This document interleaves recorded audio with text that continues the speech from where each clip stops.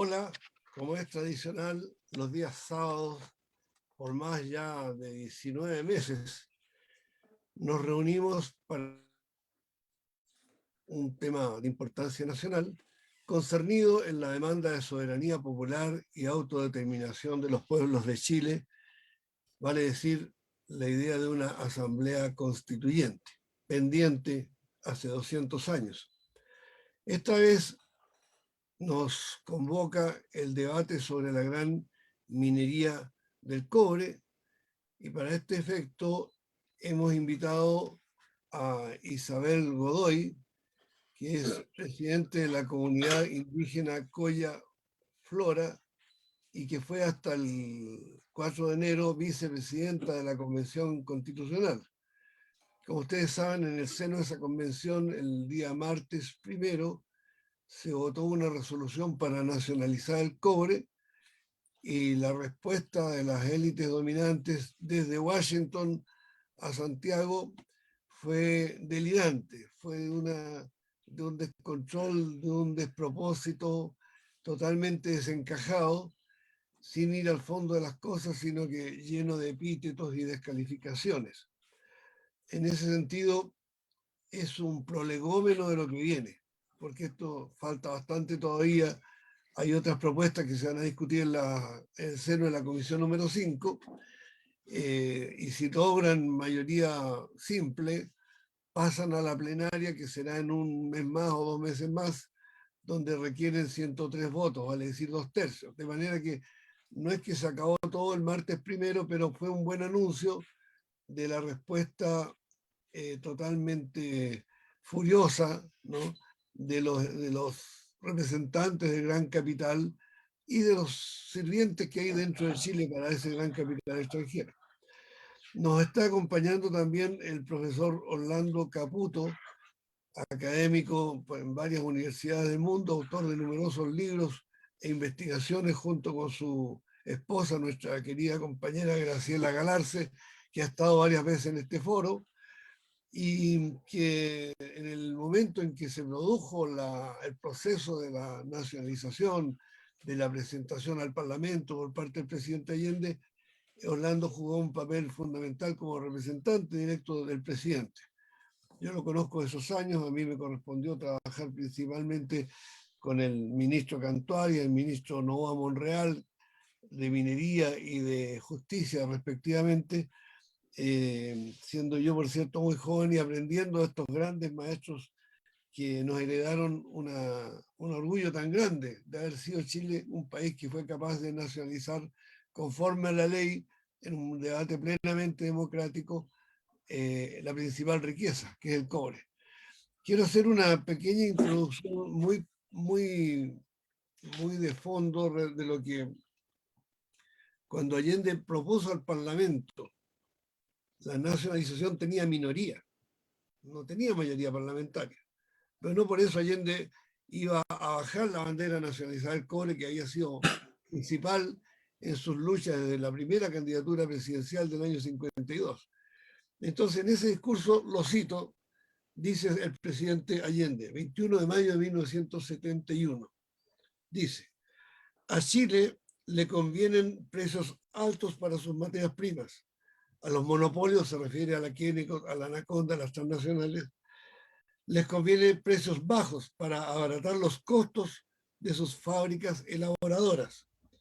A Chile le conviene una mayor elaboración en el país para integrar la economía nacional, lograr mayor ocupación, más procesos industriales, más salarios, más tributación, más compras en el país.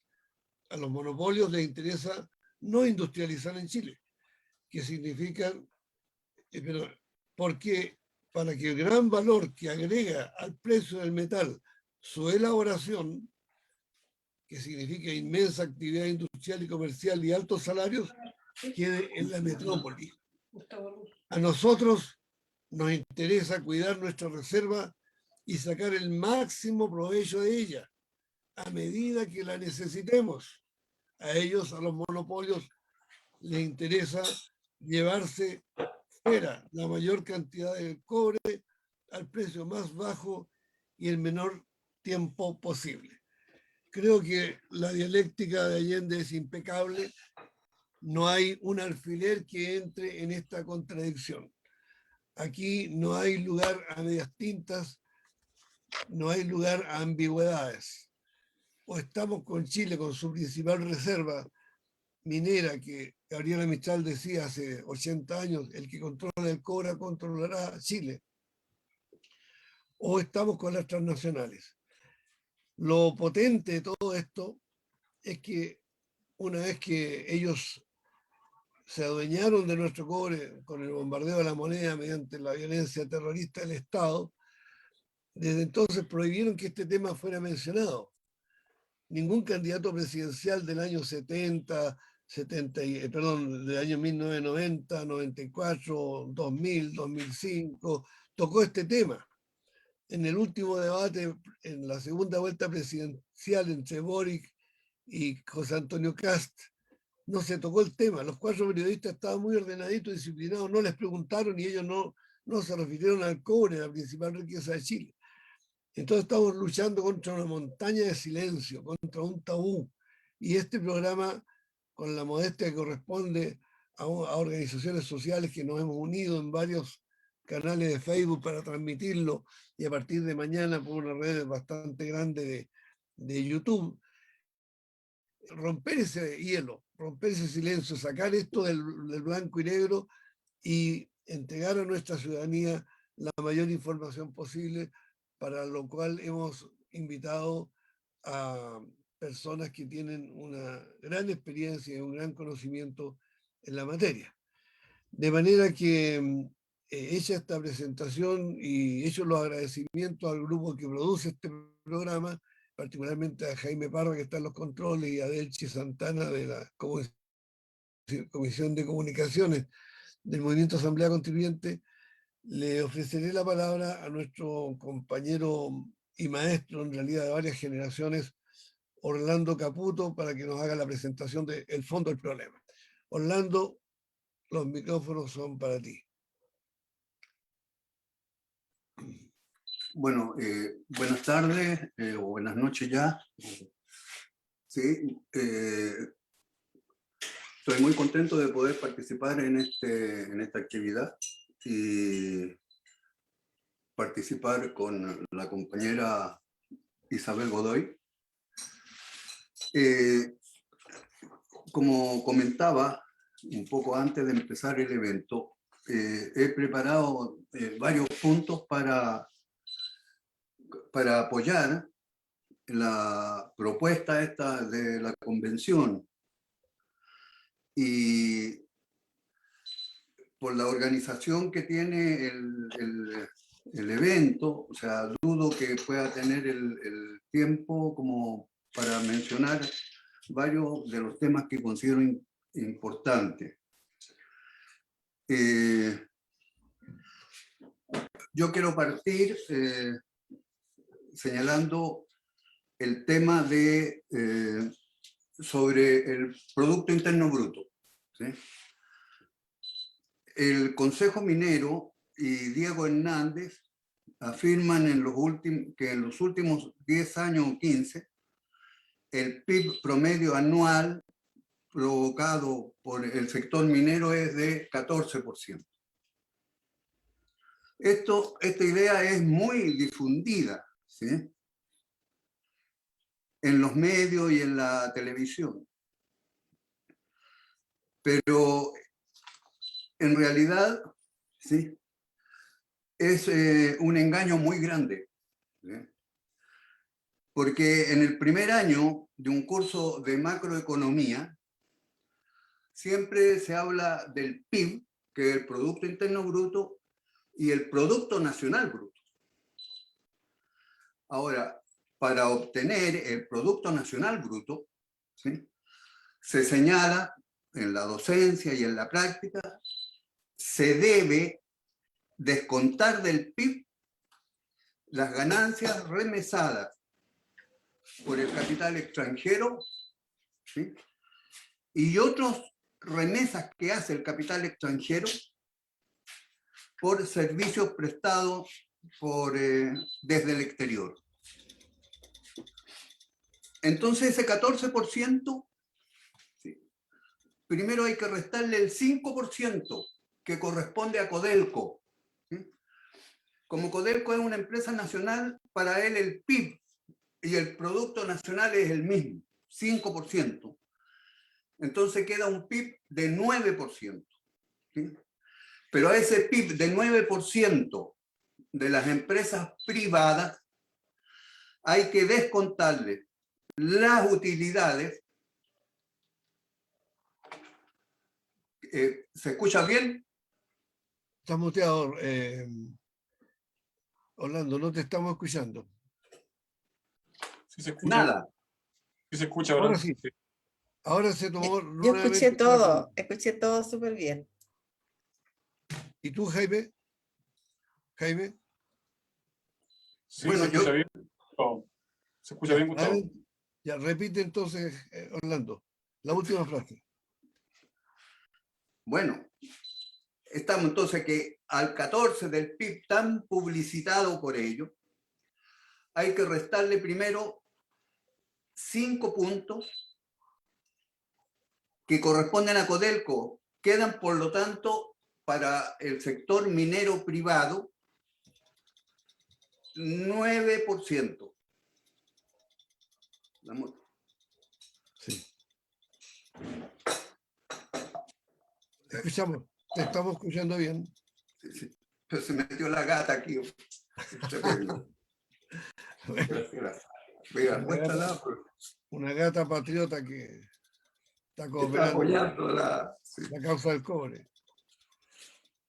Entonces, el PIB minero de las mineras privadas sería 9%. Pero ese 9% hay que restarle las utilidades e intereses, ¿sí?, y otros pagos que las empresas hacen, por ejemplo, de asesoría extranjera, ¿sí?, y otros pagos. En resumidas cuentas, yo estimo que, y el Banco Central no hace estos cálculos y debería hacerlo, hace el cálculo a nivel global, pero no, y si lo tiene por sector no lo publicita. El aporte al Producto Nacional Bruto, o sea, lo que queda en Chile, sería solo 2 o 3%, ¿sí?, que más o menos corresponde, ¿sí?, corresponde al pago de tributación, de las dos tributaciones que deben pagar las empresas extranjeras. Y eso es muy concordante, ¿sí?, con la situación reciente. Ahora, en el 2021, con información reciente del Ministerio de Hacienda y de la Tesorería General de la República, o de la Dirección de Presupuesto, ellos señalan que el aporte ha sido de 2.800 millones de dólares. ¿Sí? Es decir, eso es un 1% del Producto Global chileno o del PIB chileno. Ahora, ellos podrían decir, pero debemos incluir el aporte de los trabajadores. No, pero ese es un aporte de los trabajadores, no del capital extranjero. Sí, porque tanto el PIB como el Producto Nacional se puede desagregar en las ganancias del capital extranjero, la renta del recurso natural que debería ser para los dueños, esto para el Estado chileno y para los pueblos donde están esos recursos, y los sueldos y salarios. La suma de los tres equivale, digamos, al PIB y al Producto Nacional con los descuentos respectivos en este caso. Ahora, si tenemos presente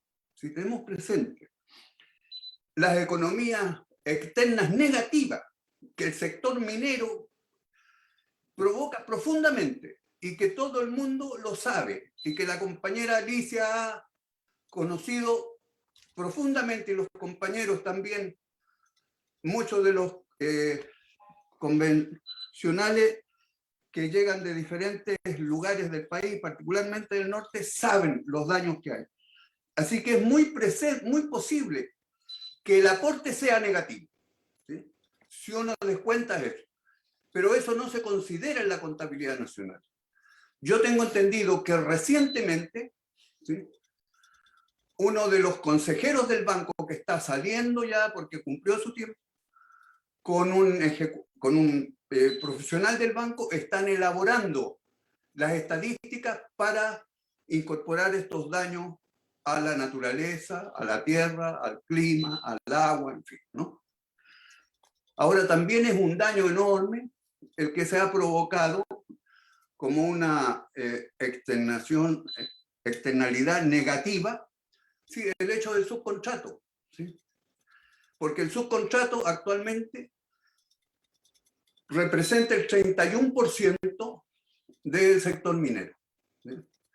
Y todos saben que los subcontratados, y yo creo esto tenerlo presente también porque colaboro con la Confederación de Trabajadores del Cobre, que representa a los sindicatos de los contratistas, que ellos tienen una situación bastante complicada, ¿sí?, muy diferente a los trabajadores del planta.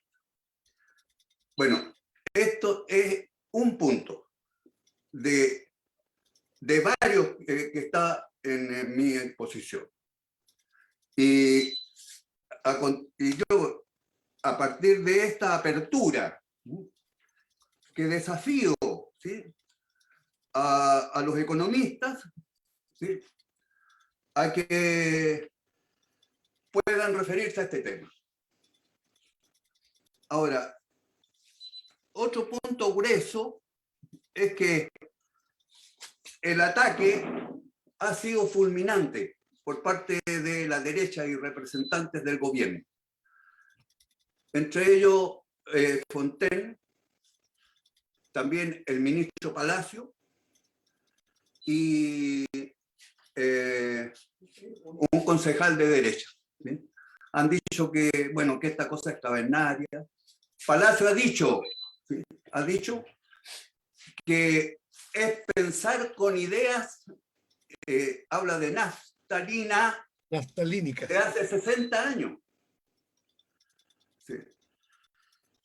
Les quiero decir a ellos, y todo el mundo sabe, que ellos son neoliberales al interior de la ciencia económica, ¿sí?, y que el neoliberalismo se basa en Adam Smith, en el libro Las riquezas de las naciones, que se elaboró hace más de 250 años, en 1776, ¿sí?, y que su discípulo más destacado es Milton Friedman, que en el famoso libro La libertad de elegir, que todos estos personajes lo tienen en cerca de su dormitorio, ¿sí?, sí, él dice, las ideas de Adam Smith, y Adam Smith es el padre de la economía moderna. Y muchas de las ideas que él dijo en su tiempo eran válidas en ese tiempo y lo son ahora, ¿sí? Esta es una respuesta, un segundo tema. Creo que se podría profundizar en los dos temas que he señalado. Y a partir de esa apertura, yo empezaba a hacer un análisis del proceso de cómo se dio la nacionalización del cobre, ¿sí?,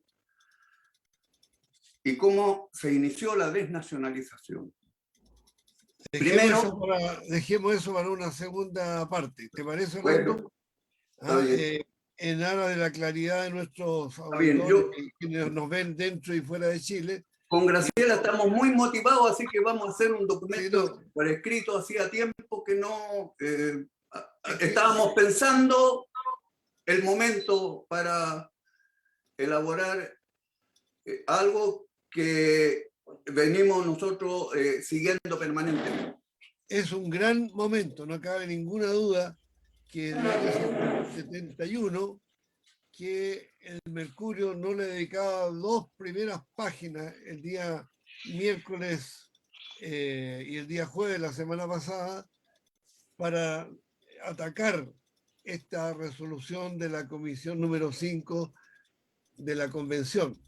Yo quería aclararle a nuestro público que Diego Hernández es pájaro de cuenta, el gerente que citó recién Orlando Caputo, se pasea un tiempo, trabaja con las empresas privadas extranjeras y después pasa a Codelco y trabaja en Codelco, obviamente operando en connivencia con los intereses transnacionales y no con los intereses del pueblo chileno. Y otra cosa muy importante que citó él es que en realidad esta gente falsifica las cifras, los balances. El Estado chileno no tiene injerencia en esas contabilidades, al punto que, según se demostró en la Comisión de Minería del Senado, el actual Senado, entre el año 1991 y el año 2004, la totalidad o la casi totalidad de las empresas extranjeras no pagaron un centavo de impuestos, falsificando los balances con pérdidas abultadas, ¿verdad? Para evitar el pago del mínimo, digamos, que corresponde por la explotación de nuestros recursos. Le voy a ofrecer la palabra entonces a Isabel, que ella, más que nosotros, tiene una experiencia en el terreno porque ella vive en las entrañas del monstruo, digamos ahí, en las áreas en que dominan las empresas transnacionales. Adelante, Isabel, por favor. Hola, buenas tardes. Gracias, Gustavo. Un honor estar compartiendo pantalla con don Orlando Caputo. Bueno, yo soy del pueblo originario Coya, que está rodeado de mineras. Por lo tanto, no soy economista, pero vivo en zonas de afectación, por lo tanto eso nos obliga a nosotros estar informados respecto de lo que pasa en nuestro territorio. Además, soy convencional constituyente. Comparto en la comisión con Ivana, a la cual admiro por la valentía que ha tenido en presentar esta norma y todo lo que le ha tocado enfrentar estos días por los ataques de quienes ven afectados sus intereses, y que son las grandes transnacionales los lamebotas chilenos, los yanaconas que venden a nuestro país, que son los de siempre. Eh, haciendo creer a nuestra gente que con esta norma vamos a producir pobreza, vamos a dejar gente desempleada y vamos a quebrar Chile. Lo cual sabemos que es una táctica que usa la derecha siempre, la campaña del terror que le llamamos nosotros, y haciendo ver como que esto es del siglo pasado, que es algo que nunca se ha dado y acaba de compañero Caputo y Gustavo señalar que esto bien, se hizo ya en el año 70, los años 70, cuando se nacionaliza el cobre y era casi una acción patriótica recuperar o tener en poder nuestro cobre, que nacionalizarlo no es lo mismo que expropiar, porque nadie expropia lo propio, y Chile no podría expropiar algo que está en su territorio y que es el cobre. Las mineras, bueno, están acostumbradas a venir y llevarse toda la riqueza en este modelo extractivista que tenemos, al cual queremos avanzar. Por eso en la Comisión 5 se están presentando, la Comisión 5 es una comisión, la Comisión de Medio Ambiente, es una comisión clave y estratégica, porque ahí se va a discutir el estatuto minero, se va a discutir el modelo de desarrollo, los derechos de la naturaleza, y todo todo lo que se va a ver ahí. Nosotros presentamos una norma con derechos de la naturaleza que va muy en sintonía con la norma presentada por Ivana respecto de la nacionalización del cobre. Nosotros ponemos como barrera para todo tipo de actividad proteger los derechos de la madre naturaleza. Y eso choca con el modelo de desarrollo actual que tenemos, que es un modelo extractivista, que es lo que está dañando nuestro planeta y especialmente nuestro territorio. Aquí en la región tenemos la comuna de Tierra Amarilla, que está rodeada de 6 mineras. más monocultivos de parranales, que muchos dicen que las mineras nos dan riqueza, pero si vamos a Tierra Amarilla es una comuna muy pobre, no tiene ni siquiera un hospital, y lo que más tiene es contaminación y sequía, menos horas de luz natural, las casas que se caen por las detonaciones mineras, el polvo, la polución, la contaminación, los relaves existentes alrededor, y en el mismo Copiapó, relaves abandonadas, porque antes tampoco existía una política de remediación, y la minera terminaba de su faena de producción y dejaba la basura ahí. ¿Y quiénes se comen esa basura? Somos nosotros los habitantes del territorio.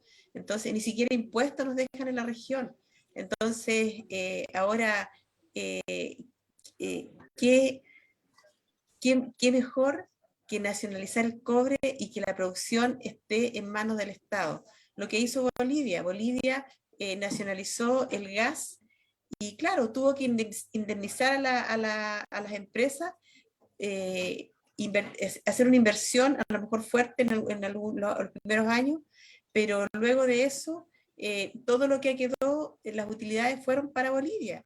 Y es lo que nosotros necesitamos acá, que nosotros ser los que manejamos nuestra riqueza y que las utilidades sean para todos los chilenos. O sea, con esas utilidades vamos a poder darle dignidad a nuestra gente, pagar buenas pensiones, los derechos sociales, la salud, la educación, y es una demanda que además ha hecho el pueblo en el estallido social. Una de las demandas más grandes que había dentro de las marchas, en las cuales los que estuvimos en la marcha podemos saberlo, la derecha no estuvo en la marcha, por lo tanto no sabe lo que el pueblo quería, era precisamente la nacionalización del cobre, y no solo el cobre, sino que de todos los minerales estratégicos, que además se llevan a precio de nada en el concentrado. Cuando se llevan el concentrado, se llevan todos esos otros materiales, plata, molibdeno y todos los otros metales que van en ese concentrado.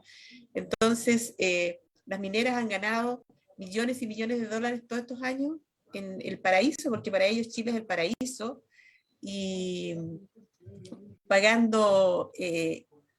no pagando impuestos, como nos señalaba delante el compañero, más paga una peluquera en su local o un negocio de barrio por trabajar que las mineras y los grandes consorcios económicos que manejan el país y que ahora están aterrados con esta iniciativa que ha presentado la compañera Ivana para poder tener el control de nuestro cobre y tener el control de nuestra riqueza y poder satisfacer las demandas de nuestro pueblo. Así que yo pedirle a la gente que no solamente escuche lo que dicen los noticieros. Ellos han mentido constantemente, sistemáticamente, siempre la protección de las personas y las personas están por debajo de lo que les interesa a ellos, que es el control económico y material. Eso podría señalar respecto de esta iniciativa de norma. También aprovecho de decirles que con Ivana no solo estamos en la tarea de caducar los actuales permisos de explotación minera, sino que también hemos dejado una norma que también va a ser, está haciendo escándalo, me estaba llamando los medios, que es que se van a caducar todos los permisos, todos los de aprovechamiento de agua que existían a contar del año 81. Es una norma que se llama el Estatuto Constitucional del Agua y que caduca todos los permisos que obtuvieron a título gratuito las mineras y las empresas más ricas de Chile, las familias más ricas de Chile, a precio de nada. Sabemos que la dictadura le traspasó esos derechos de aprovechamiento de agua sin pagar nada, y ellos han hecho un mercado del agua. Entonces, por un lado, recuperamos el cobre para Chile y los materiales y los metales estratégicos como el litio y otros, y además recuperamos con el estatuto los derechos de aprovechamiento del agua, y que el agua y el cobre sean para todos y todas los chilenos. Muchas gracias. Isabel, creo que hemos dado un golpe a la cátedra, desde la macroeconomía del profesor Caputo a la realidad concreta del territorio, de los seres humanos que allí habitan y del infierno al que están sometidos a diario. Infierno que, por cierto, no aparece en ningún noticiario en Santiago, en los CNN, Megavisión, incluso yo diría en el discurso de los parlamentarios de la propia región. No aparece esta situación tan dramática que nos plantea Isabel. Quiero a nuestro público aclararle de que Isabel está en la misma comisión donde se produjo esta gran victoria el día martes primero, donde yo estuve presente, y era muy impresionante ver los rostros desencajados de Fontaine y de Álvarez ahí, asombrados de que estas mujeres que no tienen la riqueza personal y toda esta figuración pública que ellos tienen, le estaban dando una clase de patriotismo y de economía política. Se excusó de asistir a este foro Ivana Olivares, que fue la relatora de esta propuesta, y habíamos hablado con María Rivera, pero le vino una gripe, está malita de salud, y se excusó. Así que, con mayor razón, Isabel, te damos gracias porque tú tuviste la buena onda de ayudarnos a compartir esta tribuna, y lo hiciste de una manera muy certera y muy pedagógica. Entonces le ofrezco la palabra al profesor Caputo para que retome entonces la secuencia que estaba desarrollando. Adelante, Orlando. Mira, a propósito de lo último que señalaba Isabel, el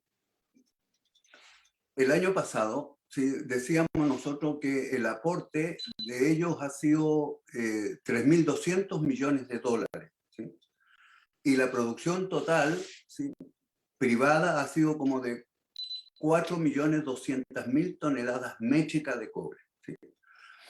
Y un cálculo así que se puede hacer es que el Estado chileno recibe de la minería privada, ¿sí?, de la minería privada, por centavo de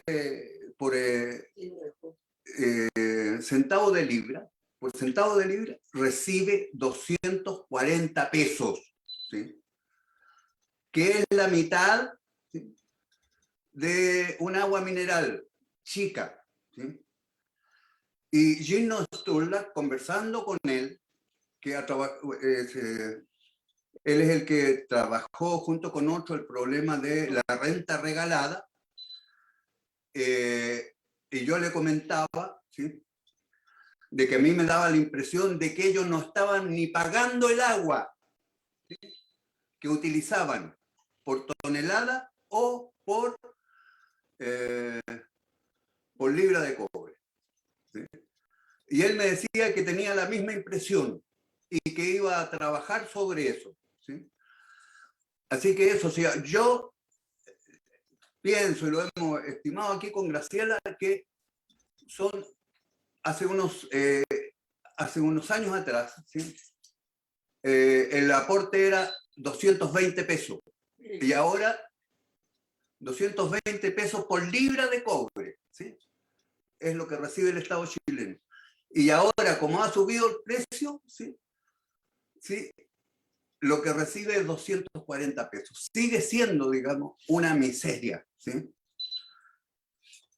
Bueno, ese otro tema, porque es muy importante entonces el acuerdo que viene, que las aguas también tienen que ser nacionalizadas y caducar, ¿sí?, todas las concesiones, ¿no?, de agua y también. Ahora, retomando algo del texto que habíamos preparado, ¿sí?, todos saben y tienen un poco una historia de cómo fue la nacionalización del cobre y la importancia del cobre para Chile y para el mundo, ¿sí? Chile tiene las mayores reservas mundiales, tiene también una participación muy grande en la producción y en la comercialización mundial, ¿sí?, Pero esto está en manos de las empresas extranjeras. Cuando se habla de que el 28% o que Chile representa el 28% de las exportaciones y que podemos perder espacio, eso sí, pero no se aclara que Codelco solo tiene 7% y las mineras tiene 21%, o sea, el capital extranjero. O sea, Chile ha desarrollado en Chile, ¿sí?, algo que es increíble. Ha creado, ¿sí?, en Chile y ha apoyado a las empresas extranjeras competidoras de Codelco en la economía nacional y en el mercado mundial, ¿sí? Esa es una denuncia también clara que nunca se desarrolla como corresponde, ¿sí?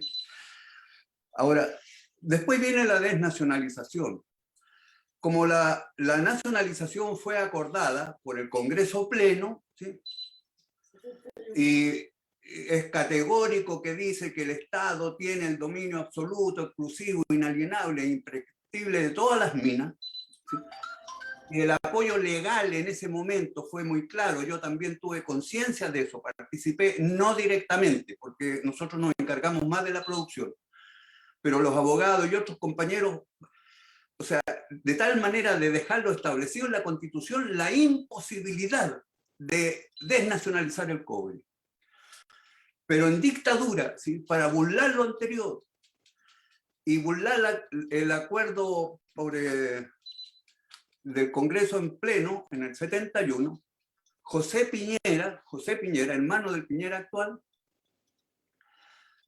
planteó como fundamento principal que el cobre iba a ser obsoleto, ¿sí?, iba a ser obsoleto, y que como el Estado era subsidiario, ¿sí?, y no habían capitales chilenos, había que hacer todos los esfuerzos posibles por ofrecer las mejores garantías al capital extranjero y a las grandes mineras mundiales, que eran las únicas que eran capaces de producir el cobre en Chile en la mayor cantidad posible y en el menor tiempo, ¿sí? Y eso, o sea, el fundamento principal de la desnacionalización del cobre ha resultado históricamente completamente falso, ¿sí? Porque ahora se abre una nueva era del cobre que ya empezó, que todos saben que va a tener un papel significativo en todo el funcionamiento de la economía mundial y de la transformación, el cobre y el litio, hacia nuevas fuentes energéticas, ¿sí? Y por eso los precios son tan elevados, ¿sí? Entonces, frente a eso, ¿sí?, ya en esa época hubieron denuncias, ¿sí? Bueno, Radomiro Tomic recorrió el país denunciando esta situación, ¿sí?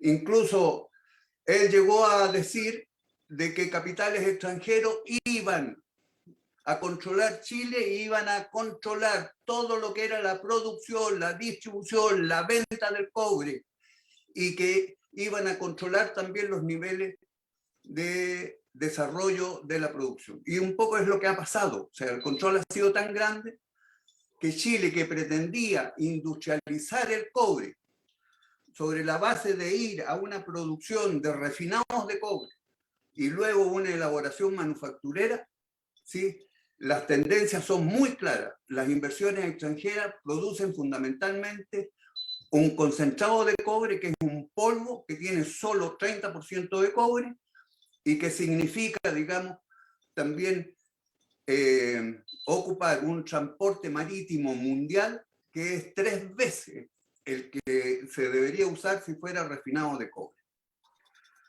Entonces, también a la compañera Ivana, ¿sí?, yo recomiendo la entrevista que le hicieron, porque ella hizo una gran defensa, ¿sí?, una gran defensa, y el comentarista, o el que organizaba el programa, que es más o menos conocido, ¿sí?, le hizo una cantidad de preguntas, ¿sí? Por ejemplo, esto, ¿de dónde van a sacar las inversiones? ¿Sí? Y ahí hay 2 elementos que hay que discutir o tener presente. Las inversiones extranjeras se contabilizan y llegan bajo la forma de aporte de capital, de créditos externos y de reinversión de utilidades. cualquier documento de la CEPAL de inversión extranjera directa analizan con cierto detalle eso para todos los países y para Chile. Y en la minería es categórico, ¿sí? La gran mayoría de las inversiones son reinversiones de utilidades conseguidas en Chile que están fundamentadas en la apropiación de la renta minera y de la explotación de los trabajadores, ¿sí? Y se transforman, digamos, como grandes ganancias que son al mismo tiempo contabilizadas como que salen y que se reinvierten, ¿sí? Ese es un problema. Y lo otro es cómo se iba, le decía, cómo vamos a financiar el valor de las empresas 60.000 millones de dólares, ¿sí? Y realmente, o sea, como decía la compañera también, Isabel, las empresas van a seguir funcionando, ¿sí? Van a seguir funcionando y las utilidades esas son tan grandes que puede pagarse rápidamente lo que se establezca, digamos, que hay que pagar como un precio justo. Y no sé, entre comillas, el precio justo, porque las utilidades han sido fabulosas, ¿sí? Entonces, ese es otro tema que es necesario aclarar y profundizar. Hay varios aspectos más, pero está el problema del tiempo también.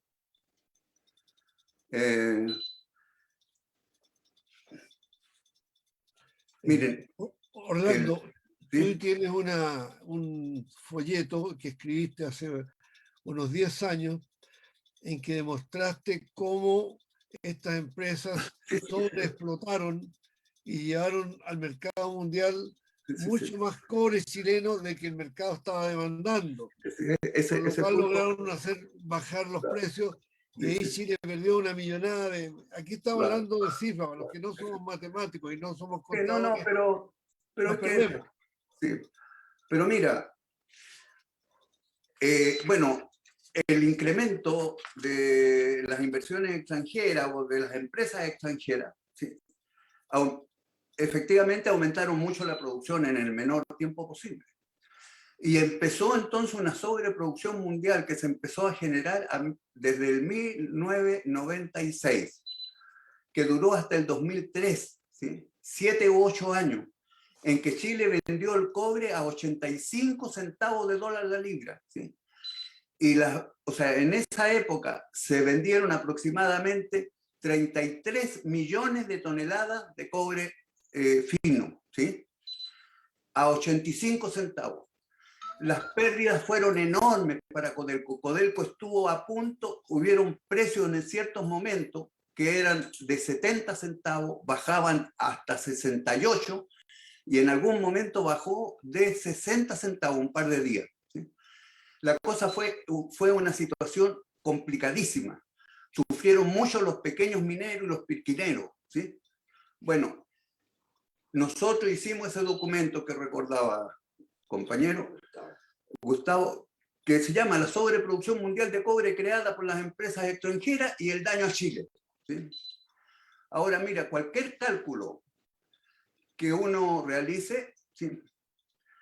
Uno puede demostrar que si ese cobre se hubiera vendido a un precio de $2 o un poco más como precio promedio anual, ¿sí? O se hubiera dejado en la tierra una parte importante de eso, ¿sí? Como stock, que además, o sea, en algún momento hubo un stock por parte de Codelco. Bueno, si hubiera tenido la decisión de hacer eso, de defender el cobre chileno, ¿sí?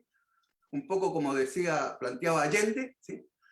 Que a las empresas extranjeras les interesa el precio bajo del cobre, a Chile le interesan los precios elevados y justos sobre el cobre. Si uno hace el cálculo, ¿sí? De los impuestos pagados desde 1990 hasta el 2019, ¿sí? Son en cifras gruesas 50.000 millones de dólares, ¿sí? Si Chile hubiera vendido a $2 o un poco más, ¿sí?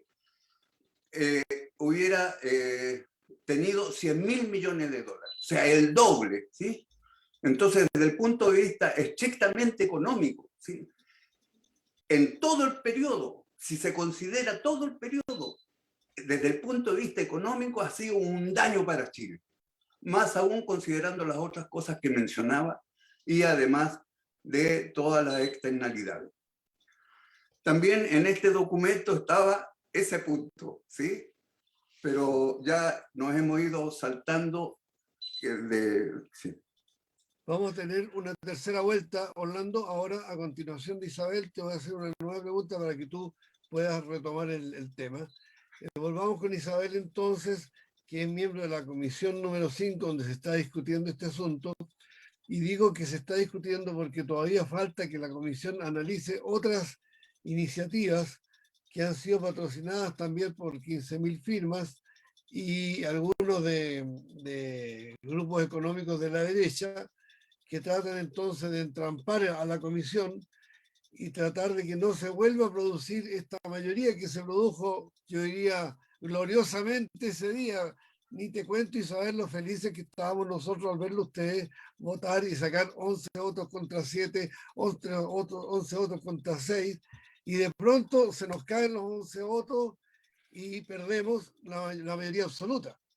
Entonces yo te pediría que tú le informes a nuestro público de los 5 continentes de cómo viene esta etapa complicada, porque la derecha se está moviendo, no solo demonizando a Isabel, a María Rivera, a Ivana Olivares, ¿no? Sino que también tratando de que algunas personas que son partidarias de nacionalizar el cobre, por este puntito, por este otro puntito, por este inciso, por esta palabra, voten en contra de la ley. Y por lo tanto, al no tener mayoría simple, hasta ahí nomás llegamos y eso sería todo. Sin pensar que después, si es que logramos pasar a la plenaria, la gran batalla va a ser por 103 votos, que estamos hablando a otro nivel ahí. Por favor, Isabel, si nos puede aclarar esta enredosa situación. Sí, lo que pasa es que la comisión está compuesta por 19 convencionales, de los cuales habemos escaños reservados, movimientos sociales constituyentes, Chile Digno, y otras. El Partido Socialista tiene una convencional ahí, y de los escaños reservados habemos 2 que somos de la Coordinadora Constituyente Plurinacional y Popular, una fuerza nueva que nació al interior de la convención antes de la renovación de la mesa, que fuimos nosotros, no otros colectivos ni otros actores, fuimos nosotros los que luchamos y los que determinamos la mesa que hay ahora, y que no estuviera en control nuevamente del Partido Socialista o del Frente Amplio. Fuimos nosotros, no fue ni Chile Digno ni ningún otro, nosotros, nuestro grupo. Y esa coordinadora está cada día creciendo más, porque somos los constituyentes que estamos en esta línea, la misma línea de Ivana, que es llevar la voz del pueblo movilizado en la calle. Nosotros no traicionamos al pueblo, no vamos a hablar, no vamos a representar de esa manera, sino que nosotros queremos que el pueblo participe, que sea una democracia participativa y no representativa, que es lo que ha venido pasando en los últimos 30 años y que cansó a la gente y llevó al estallido social. Y en esa comisión nosotros estamos presentando iniciativas que son transformadoras, porque es lo que quiere el pueblo, transformación de lo que hay. Y dentro de esa línea, bueno, esta iniciativa que presenta Ivana es así como dice Gustavo, nos costó mucho defenderla, tuvimos que intervenir varias veces, yo estaba sentada al lado de Ivana apoyándola en lo que ella necesitara, al lado de Ivana y de Pablo Sepúlveda, nieto del compañero presidente Salvador Allende, y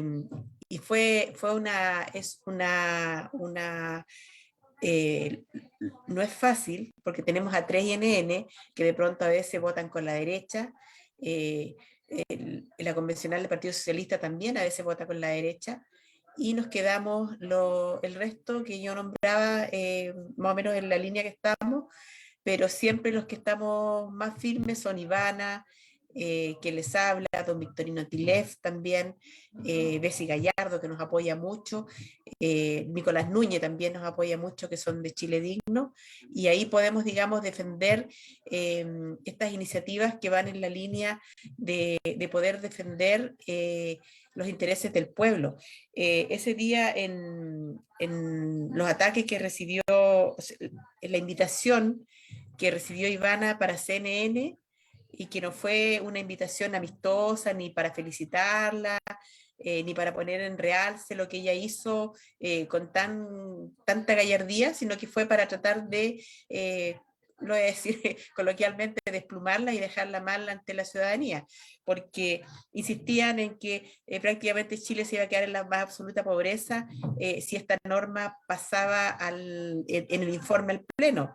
Ivana les decía valientemente, con seguridad, les decía que ellos invirtieron lo que invirtieron por todos estos años que han provocado daño a la naturaleza, este extractivismo, y que han tenido jugosas utilidades. Una, han recuperado toda la inversión que hicieron, y segundo, lo único que han hecho ahora es ganar y ganar dinero a costa nuestra.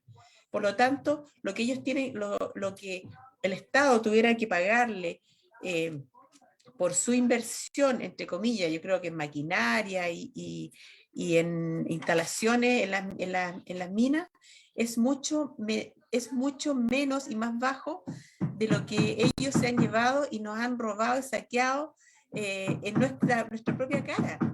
Entonces, es ridículo la pregunta que se le hace y la encerrona que se le hace a Ivana, tratando de ridiculizar nuestros argumentos.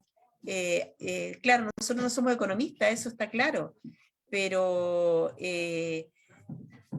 no necesitamos tener ese título como para saber hacer este cálculo y saber que las empresas no están perdiendo nada.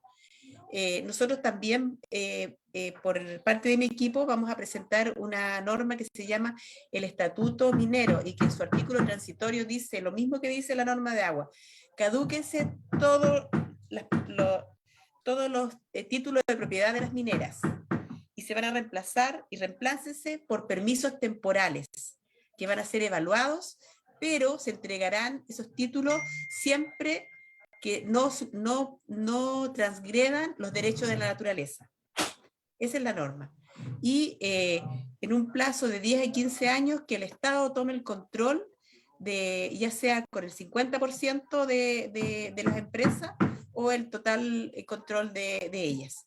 Y esa es la misma línea que tiene la norma de Ivana. Viene también la que salió de la participación popular.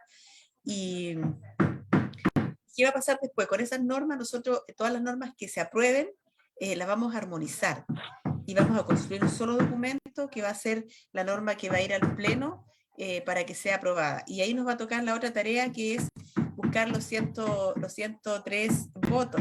Y el Pleno completo es diverso, variado. Tenemos que tener esos 2/3. Yo sé que va a ser una pelea dura. Si en las comisiones tenemos determinado 30 minutos, 40 minutos para preguntar, para debatir y para votar, la norma que ha presentado Ivana y las dos que me ha tocado presentar a mí han llegado casi a las 2 horas. Eso es para que ustedes más o menos estimen lo difícil que es para nosotros poder defender estas normas que presentamos, que cuando llegamos a la convención llegamos con la ilusión de que este proceso iba a ser distinto, de que el pueblo había elegido bien, pero hay muchos que se han ido dando vuelta en el camino. Y eso yo creo que hay que irlo denunciando. O sea, yo he dicho sanguchito de pasta, porque hay que denunciar a la gente. Si el que vota, y muchas veces hay algunos que tienen un discurso para lograr torcer el voto con la derecha, y después en el momento de votar se abstienen. Entonces, ese voto de abstención es un voto cobarde, porque por último voten en contra para que la gente vea cómo votan.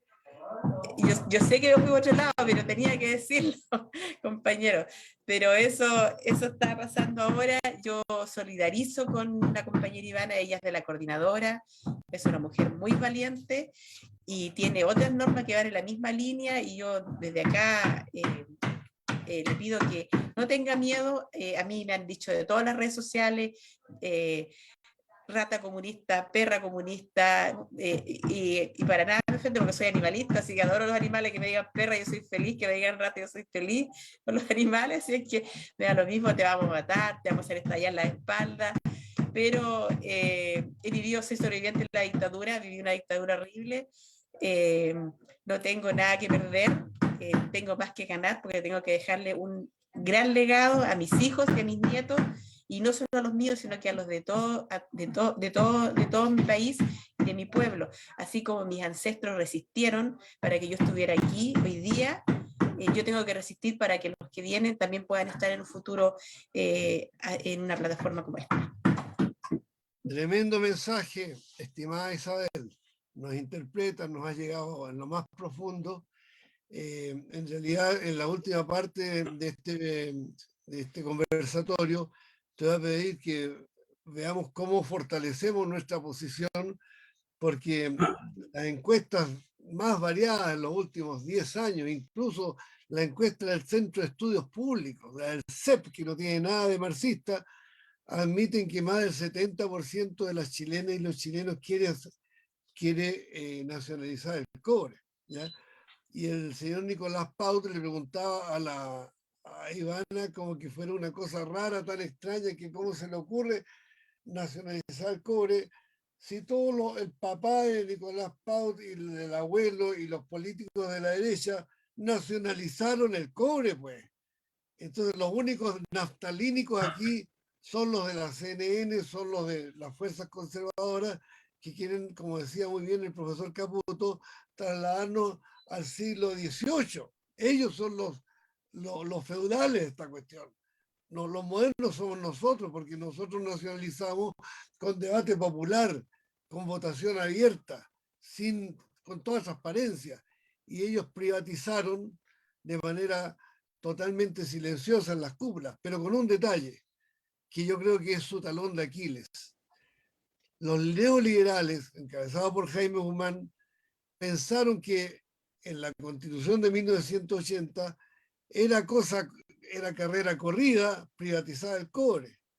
Y se encontraron con la gran sorpresa que al momento de debatirlo, el año 80, digo, no el 82, que es otro cuento, del año 80, José Torillo Merino Castro paró la manito y le dijo: oiga, ¿por qué van a privatizar el cobre? Si el cobre lo privatizamos todos los chilenos. No era una cuestión del presidente Allende solamente, era una cuestión de Estado, una cuestión patriótica. Y por esa intervención que hizo José Torillo Merino Castro en la Junta Militar, se detuvo la privatización formal y se mantuvo en la actual constitución vigente, la de Pinochet, la cláusula citada por el profesor Caputo, que dice que el cobre es de manera absoluta, exclusiva, inalienable e imprescriptible propiedad del Estado. Esta sentencia es la que el pobre ministro de Hacienda o de Economía dice que es naftalínica, ¿no?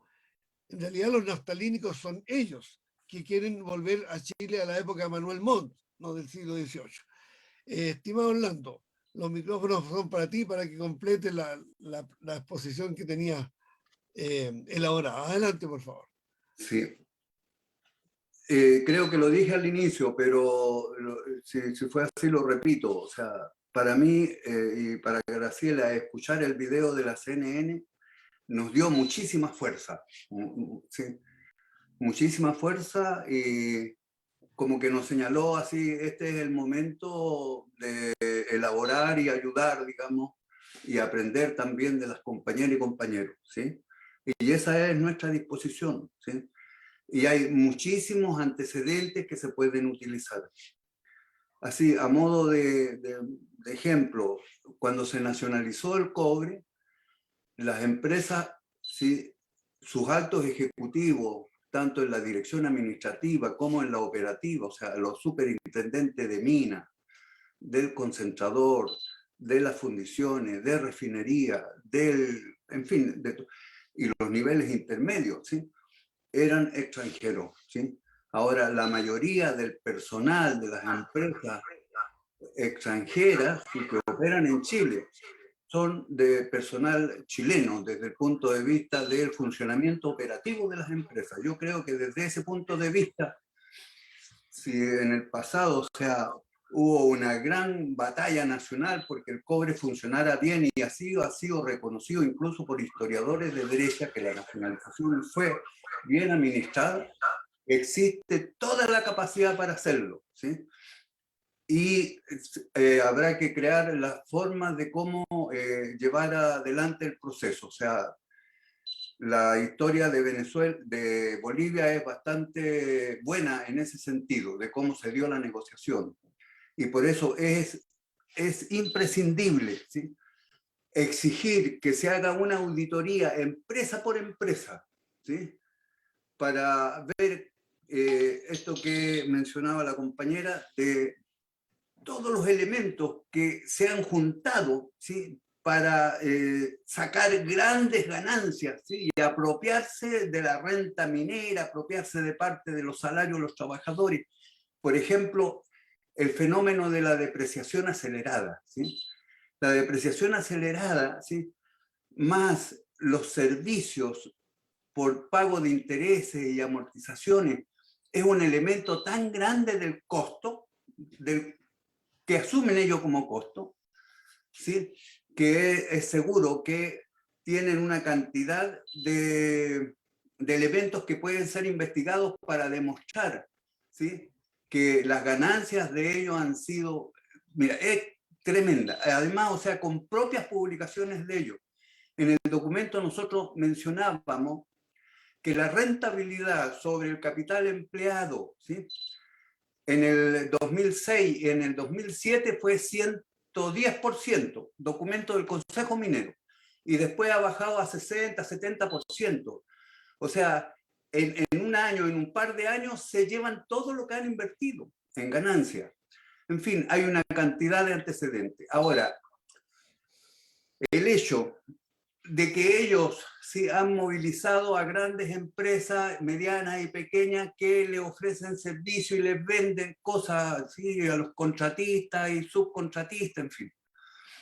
Ahora, hay un estudio de la CEPAL muy bueno que demuestra que de continuar las cosas como están, sin provocar una gran transformación del proceso, ¿sí?, sencillamente esto reproduce, ¿sí?, reproduce el extractivismo e ir hacia condiciones cada vez más de explotación desde el punto de vista de la explotación de los recursos naturales y de la explotación de los trabajadores. Y que por lo tanto para superar eso, ¿sí?, es necesario una nueva articulación de las cadenas productivas. Y eso solo se puede hacer nacionalizando el cobre, ¿sí? Y ahí incluso está planteado la necesidad de manufacturar el cobre en Chile, ¿sí? Solo es posible rompiendo ese esquema que ellos mismos han creado, ¿sí?, para de tal manera de que un proceso de manufacturas de cobre para ir a los niveles de refinado, cable, motores eléctricos, hasta lo más avanzado. Recordamos entonces nosotros en nuestro documento a Robert Solow, Premio Nobel de Economía, que le dieron el premio Nobel por elaborar modelos de crecimiento, ¿sí?, en condiciones de países que tienen recursos no renovables. Y cuando vino a Chile, porque conocen mucho del petróleo y del cobre, ¿sí?, vino a Chile en el 92, se reunió con todos ellos y les dijo, después de viajar de Estados Unidos tanto tiempo, no quiero referirme a problemas de la coyuntura de la economía chilena, que él lo ha estudiado, sino a cómo veo yo la economía chilena de aquí de 2 a 5 décadas, dijo, ¿sí? Pero hay que empezar ahora, ¿sí? Entonces, explotar los recursos naturales que ustedes tienen, que no tienen otros países como Japón y eso, y crear una verdadera industria nacional, ¿sí?, con tecnología de la más avanzada, y la tecnología se puede comprar, ¿sí? Eso que él lo dijo en el 92, él es también un neoliberal, ¿sí? Era lo que él, y yo creo que en eso se está pensando por parte de las compañeras también. O sea, superar el extractivismo, ¿sí?, incluso en estas condiciones, si se nacionaliza, es posible que con los mismos niveles de producción e incluso menor, los ingresos para Chile serían mucho más grandes. Eso es seguro, ¿sí? De partida, o sea, todas las utilidades que se llevan las empresas extranjeras ya quedarían en el país, ¿sí?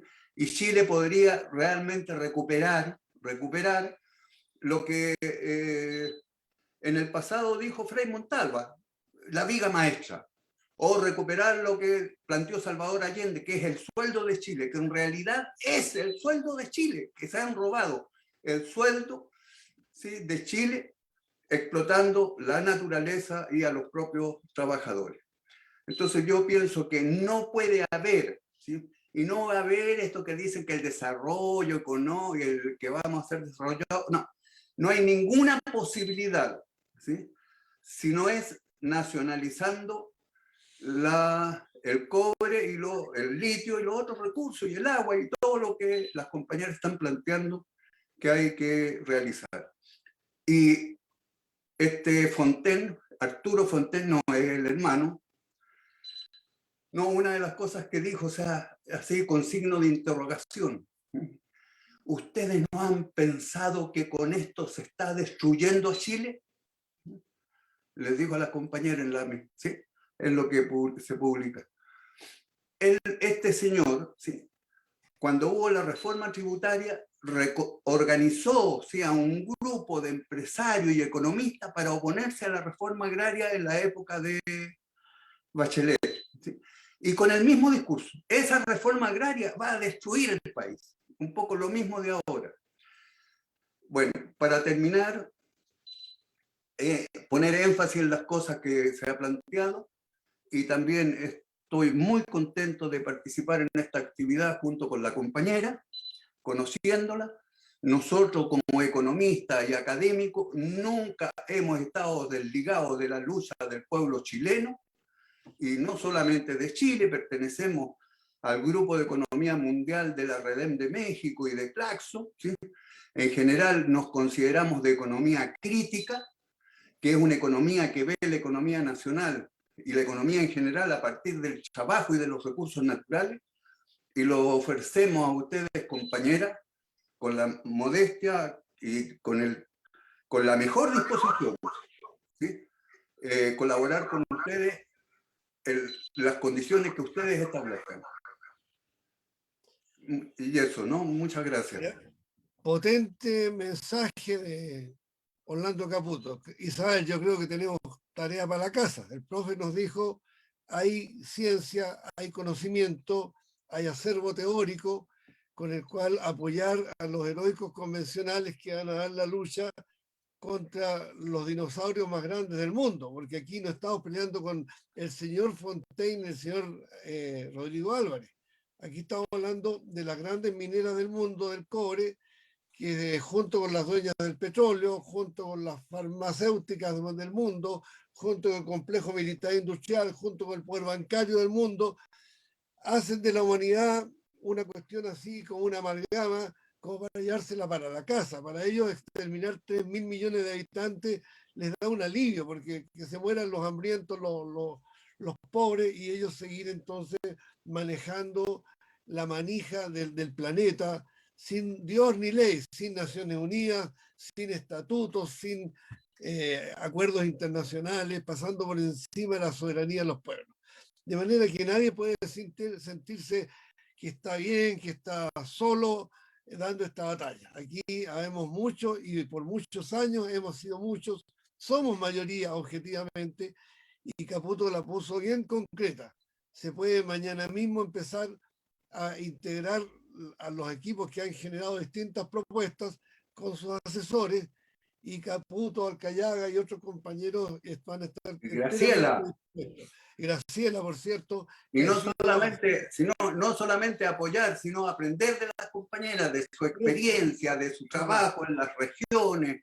El conocimiento viene de allí, se puede generalizar y sintetizar. Ellos tienen la virtud de la modestia del que sabe, ¿no? Ellos aprenden con ustedes, pero al mismo tiempo nos enseñan. Otra cosa muy relevante que planteaste, Orlando, es que hay sectores ambientalistas que hacen reserva de que no debería industrializarse el cobre porque podría producir estos daños a la naturaleza, ¿no? Y está demostrado, y lo señaló Orlando acá, de que hay tecnologías que permiten extraer el cobre de la entraña de la tierra, cautelando, ¿verdad?, los ecosistemas. Pero a eso hay que invertir. Lo que pasa es que las empresas extranjeras no invierten en eso y se llevan la utilidad para afuera y dejan el hoyo acá y el daño y la muerte y las enfermedades y la sequía. Pero eso se puede prevenir, se puede remediar. Y un tercer elemento muy importante es que para esta lucha vamos a necesitar mucha unidad, Isabel. ¿Ah? Vamos a tener que hablar con gente que ahora no está con nosotros, pero convencerlos para que estén con nosotros, porque no nos olvidemos que la convención tiene un candado. No puede violar, no puede interferir en los tratados de libre comercio.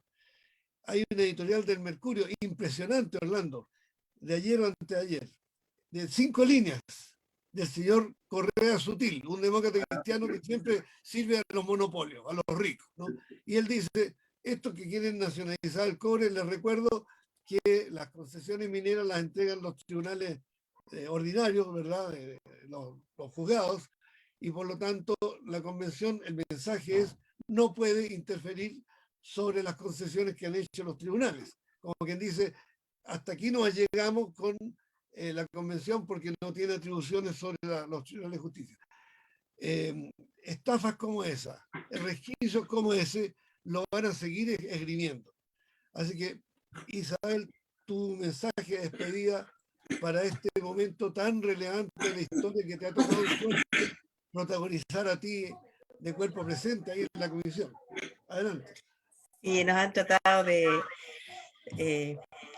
limitar en todos los aspectos, nos mandan mensajes, como el de Correa Sutil, y hay que considerar que ellos tienen los medios de comunicación a su servicio.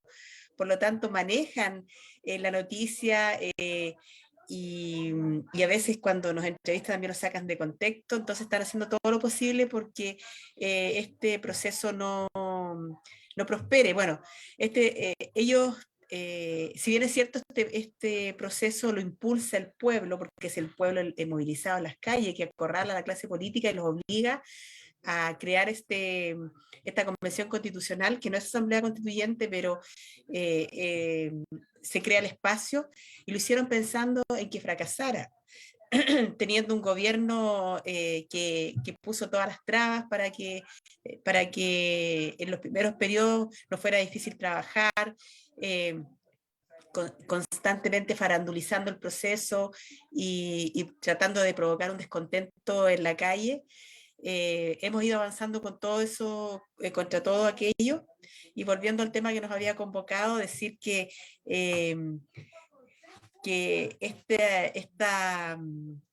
este modelo extractivista que está presente, por supuesto, en la minería, nos han tratado de limitar la capacidad de crear y transformar, porque nos han convertido en un país que solamente levanta rocas, piedras, piedras, piedras, teniendo capacidades dentro de nuestras profesionales que salen de la universidad de poder crear y transformar esa materia prima en otros productos que muchas veces tenemos que comprar 2 o 3 veces más caro.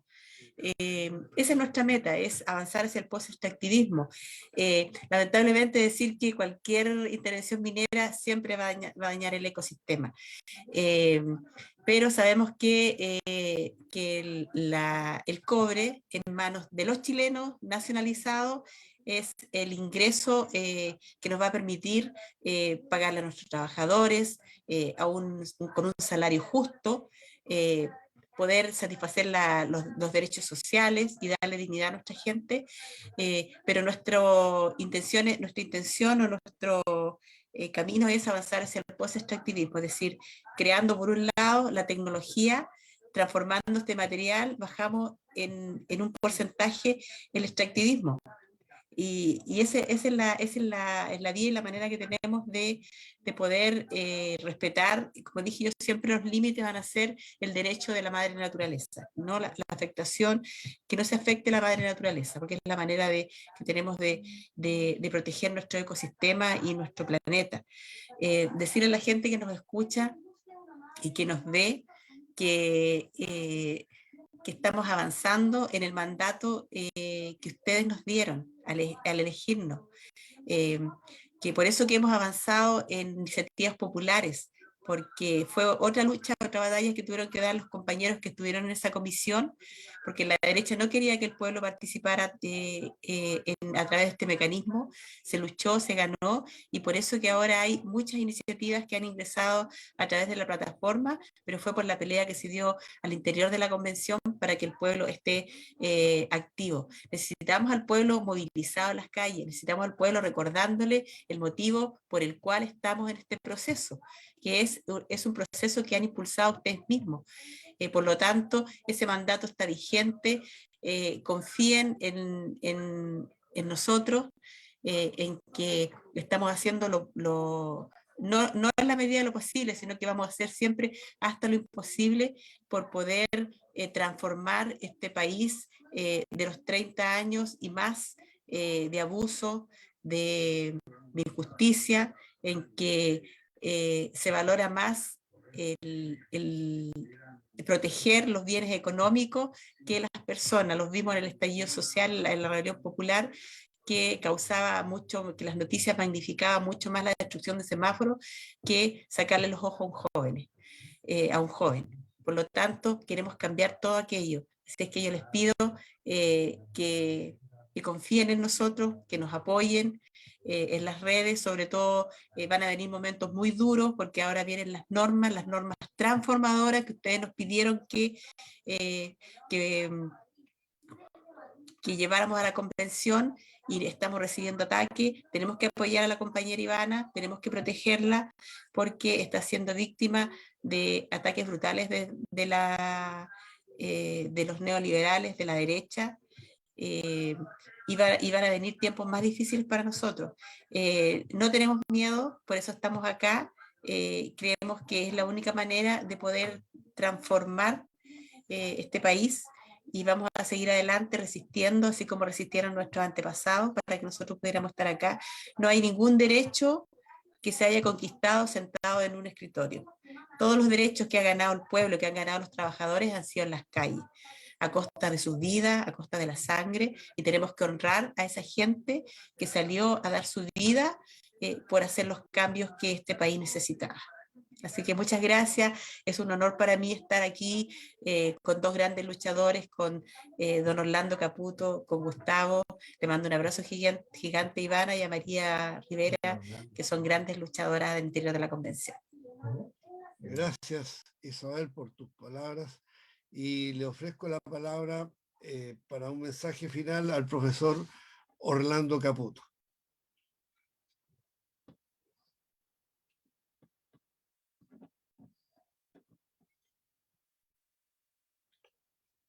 Orlando, estás muteado. No te escuchamos. Sí. Ahí sí. Ahora te escuchamos bien. Mira, los antecedentes son suficientemente, cuando se analizan y se estudian, aunque se conoce un poco y es difícil divulgarlo, que están dadas todas las condiciones para que el país proceda a grandes transformaciones. Y la gente de derecha, o sea, bueno, el ministro Palacio, Fontaine, el otro personero, digamos, que está también en la comisión, que es de la UDI, bueno, Rodrigo Álvarez, ¿no?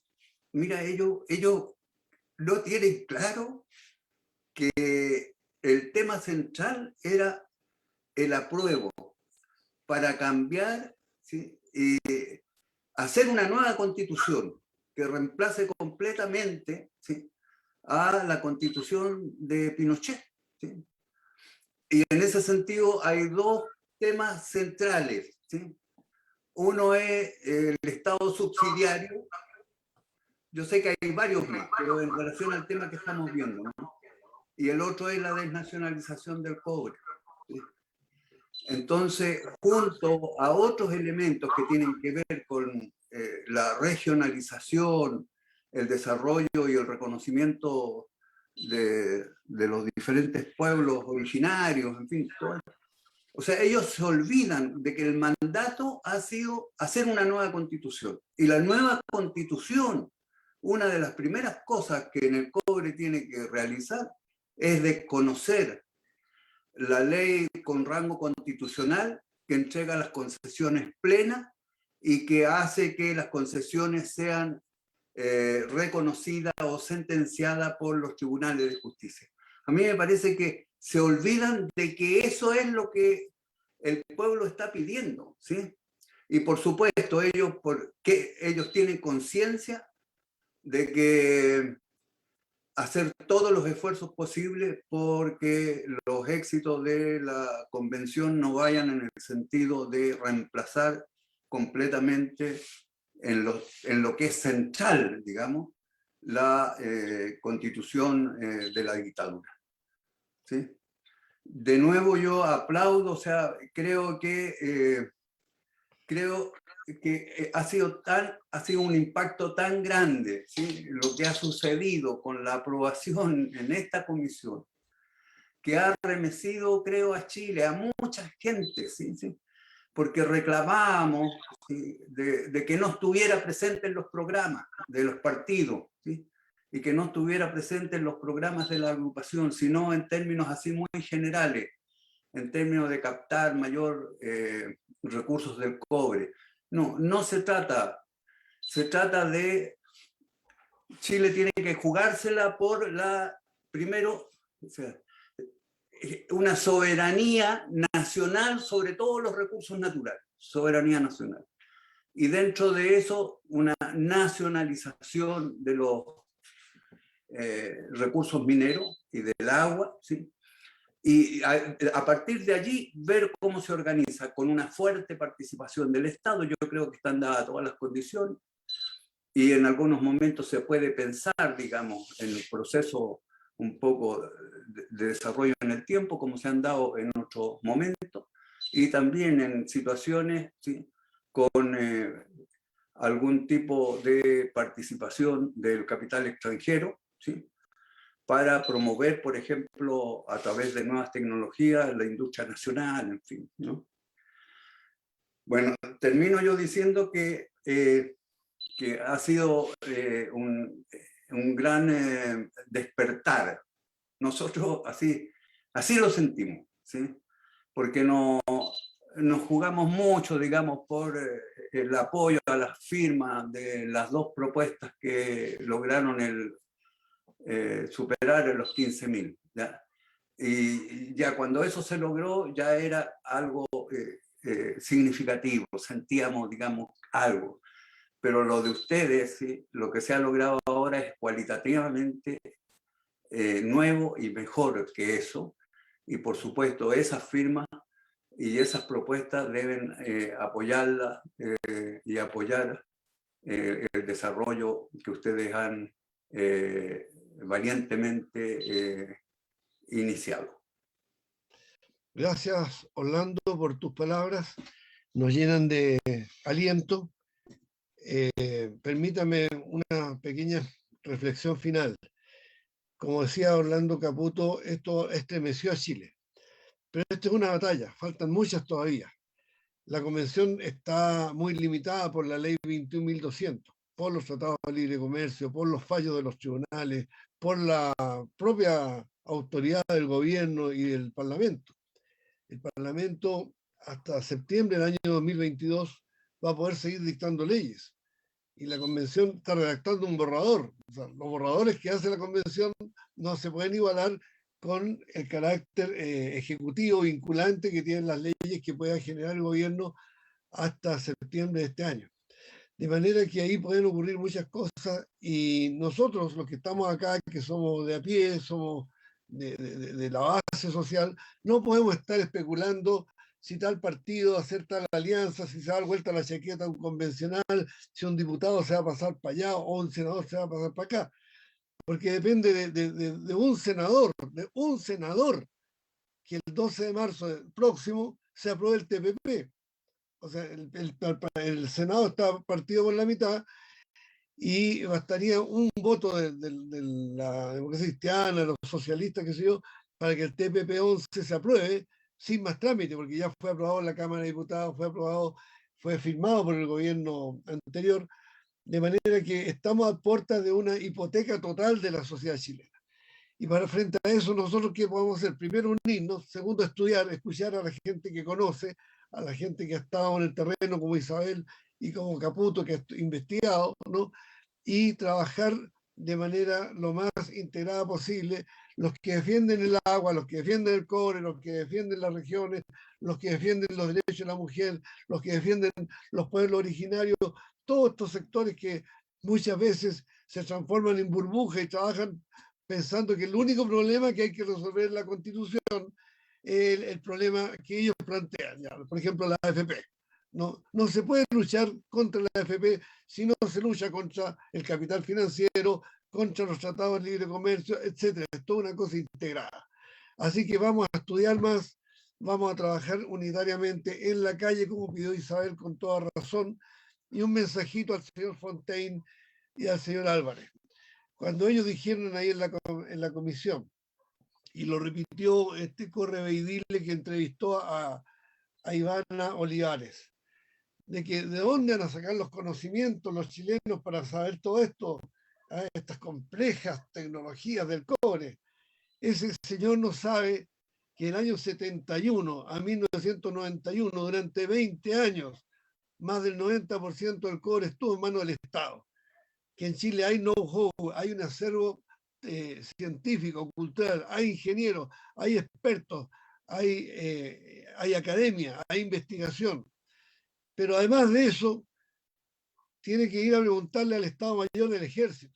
Yo les recomiendo que estos señores le pregunten al general Gastón Fres, que aún goza de buena salud y que fue el jefe de Codelco, si los chilenos tienen o no tienen capacidad, porque durante el régimen militar, dictadura y todo, obviamente crímenes, violación de derechos humanos, los militares sabían que en el cobre había capacidad para procesar el cobre de buena calidad que tenemos en Chile.